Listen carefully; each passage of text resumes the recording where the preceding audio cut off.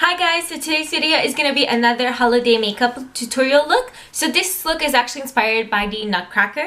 Reasons are, what the hell am I saying? The reasons are that the colors I tried to use are mostly found on a Nutcracker, and it's also a very holiday look because it's very like festive, I find. I just love the colors. So if you want to see how to recreate the look, please keep watching.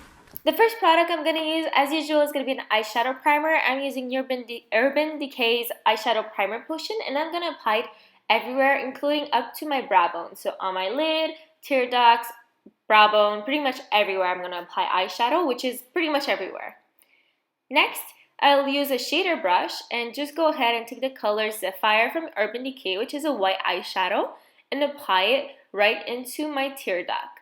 So I just want the white to actually be like enough like pigmented so that I actually can see it.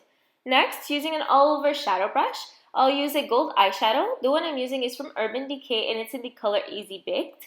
And with the all over shadow brush, I'm just gonna apply it all over my eyelid. So you can see, like, you try to apply it as best as you can, try to avoid fallouts. That's why I usually use tapping motion. Next, I'm going to use a liner brush and the color from my, Ariel Little Mermaid set is the color Shalala because it's actually the closest to red I can get.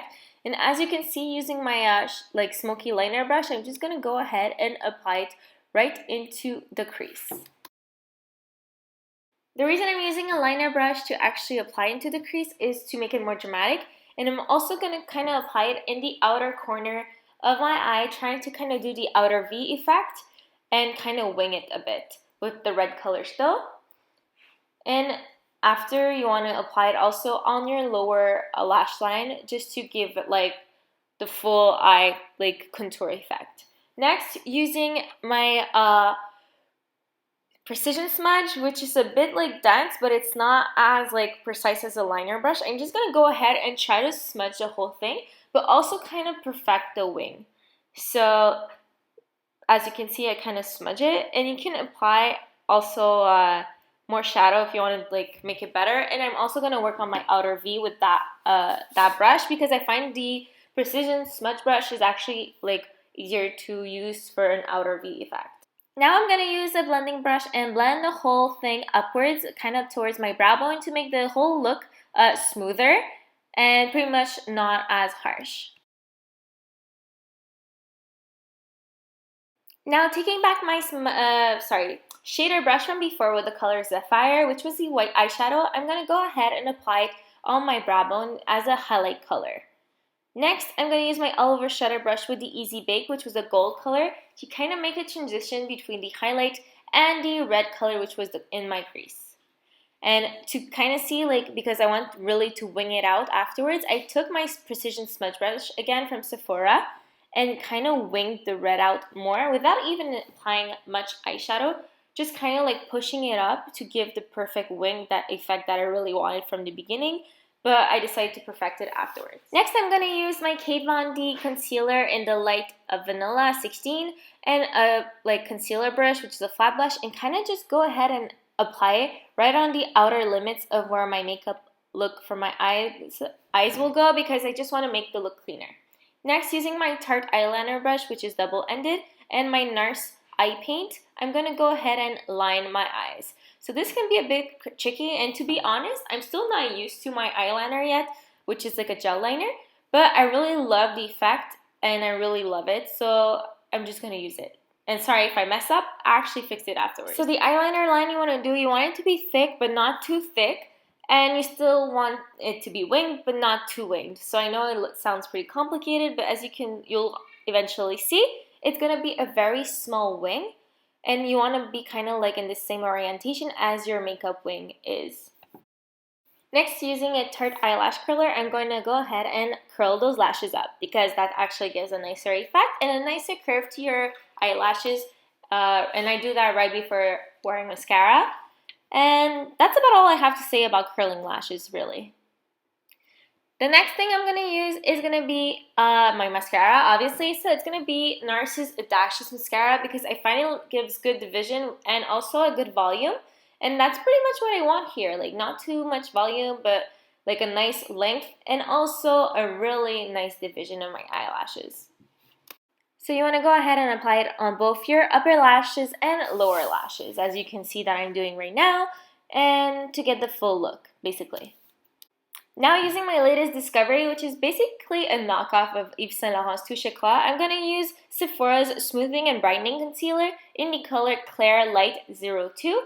And I'm going to apply it pretty much everywhere. I'm going to be applying highlighter next. So on my cheekbones, up to my brow bones, nose bridge, chin, and Cupid's bone.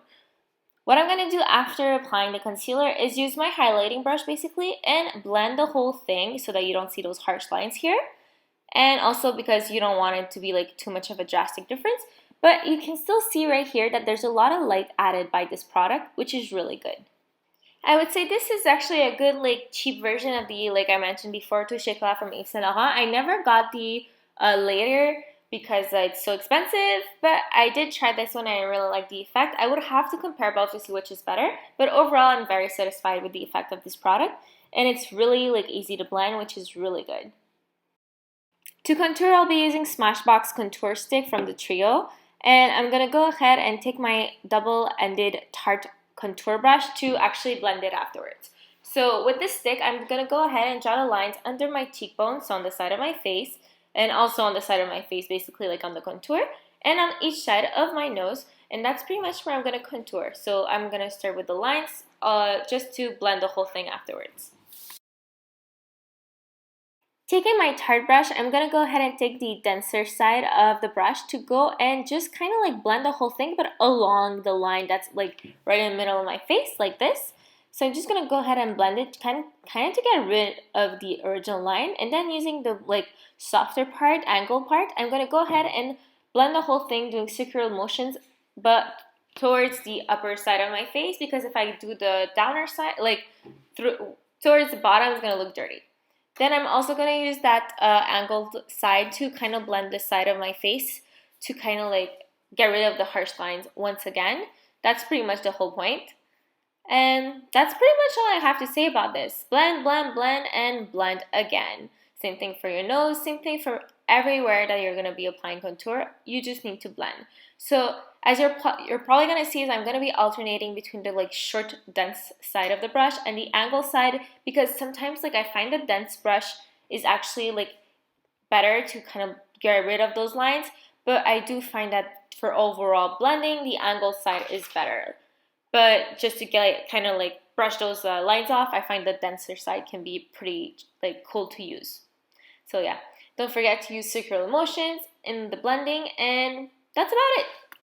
Now using my highlighting brush and my highlighter, which is, as you can see, really broken, which I'm sorry, but it's my favorite, so I have to still use it, and moving it kind of broke. So it's Becca highlighter in the color Opal, and I'm just going to go ahead and apply it pretty much on top of where I applied the brightening concealer before.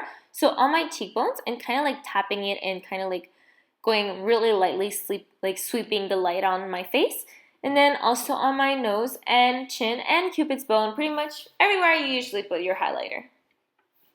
Next, I'm going to be using my Tarte blush from, my Tarte Amazonian blush, which is in the color Exposed and also Crack, like you just saw, because like I mentioned, my makeup got a little bit, let's say, tossed around during the moving, so it got, like some of it got ruined. I was really pissed, but I got over it now. I don't want to talk about it. So you just apply the color Exposed, which is the like nudish red, right onto your cheekbones, right kind of between the highlight and contour, just to give like a more natural look and also kind of bridge the difference between the two, contouring and highlighting.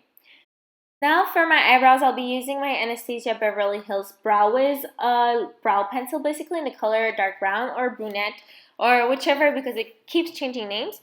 So I'm just going to go ahead and fill in my eyebrows using the pen and then kind of like brush it so that it looks more natural and that the eyebrows don't look too fake. Because personally, I just hate when my eyebrows look like when they literally look like they were drawn on my face.